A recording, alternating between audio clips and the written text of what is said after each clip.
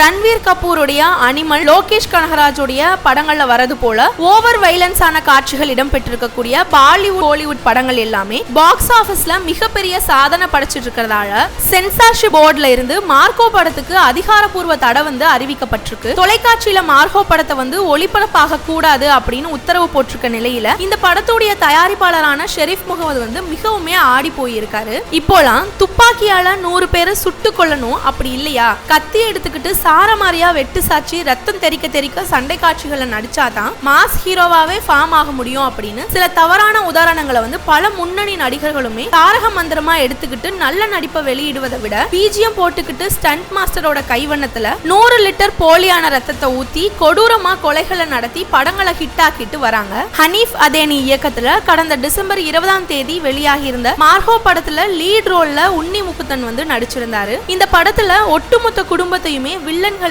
ஹீரோவுடைய கண் முன்னாடியே கொடூரமா கொன்னு குவிக்கக்கூடிய காட்சிகள் கடுமையான விமர்சனங்கள் கிளப்பி இருந்துச்சு. கர்ப்பிணி வயிற்றில் இருக்கக்கூடிய குழந்தைய கொடூரமாவே எடுத்து கொன்னுட்டு வில்லன் பாக்குறத பார்க்கும் போது எல்லாமே பலருமே இப்படியெல்லாம் கேவலமான காட்சிகள் வைக்கலாமா அப்படின்னு சொல்லி கேரளா முதலமைச்சருக்கே மனுக்களை பறக்க விட்டுருந்தாங்க. அதை தொடர்ந்தே நடைபெற்றிருந்த கிடுபிடியான விசாரணைகள் காரணமா தற்போது மார்கோ படத்துக்கு சென்சார்ஷிப் போர்டு தடை விதிச்சிருக்கு. மார்கோ திரைப்படம் தியேட்டர்ல மிகப்பெரிய தொகையை வசூல் செஞ்சிச்சு. அதோட சேட்டலைட் உரிமம் பெரிய தொகைக்கு விற்பனை செஞ்சிருக்கக்கூடிய இந்த சமயத்துல சென்சார்ஷிப் போர்டு டிவில இந்த படத்தை ஒளிபரப்பாக்க கூடாது அப்படின்னு அதிரடியான தடையை விதிச்சிருக்கு. படத்துடைய தயாரிப்பாளர் படத்துல இருந்து சில காட்சிகளை நீக்கிட்டு ஒளிபரப்பு செய்யறதுக்காக உரிமை கோரி ஒரு மனு போட்டிருந்தாரு. ஆனாலுமே அவரோட மனு நிராகரிக்கப்பட்டிருக்கு. இனிமே இந்த அளவுக்கு வன்முறையா படத்தை தயாரிக்கவே மாட்டேன் அப்படின்னு சொல்லி ஷெரீப் முகமது கூறியிருக்காரு. சோனி லைவ் ஓடிடி தளத்துல மார்கோ படத்துடைய தென்னிந்திய வெர்ஷன் ஏற்கனவே வெளியாகி ரசிகர்கள் பலருமே பார்த்தாகியாச்சு. அமேசான் பிரைம்ல இதோட ஹிந்தி வெர்ஷன் வெளியாகி இருக்கு.